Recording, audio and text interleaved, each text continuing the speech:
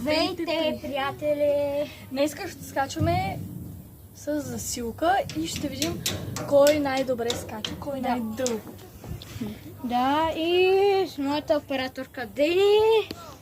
И, както знаете, аз съм Митко. И нека да започваме. Кой да чакаме?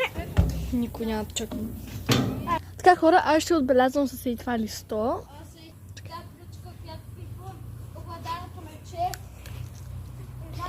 В видеята ще го изследваме. Да, в някой видео ще го изследваме. Да, айде идвай. От тази линия, на която е Димитър, се засилваме и от тук скачаме. Добре, 3, 2, 1, старт! Ти беше и тук. Ай, сега си дай пръчката. Като е тук.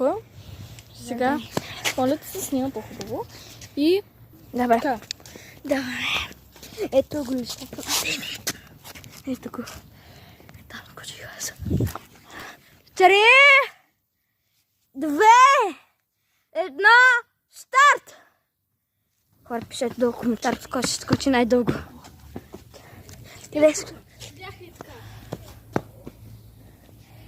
Хора, да ни скочи точно на това.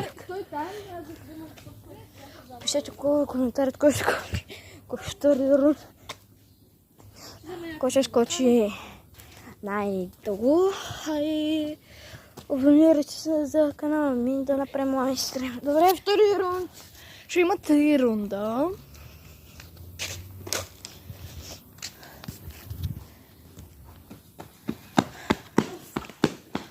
Отново ли искаш? Отново. Хора, пишете долу в коментарите кой е най-любимият футболист. Роналдо за 1 лайк, Меси за коментар. Роналдо или Меси? Втори рунд, гайс! Давай.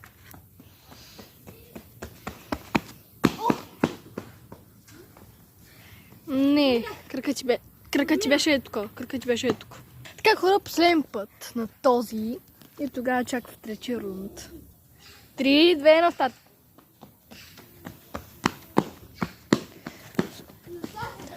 Ти отново си скочиш точно тук. Хора, забравям да скоча. Няма нищо. Добре, хора. Ти буквално беше и тук. Беше и тук. Добре, айде пак. Пак заради тая. Заради тебе бях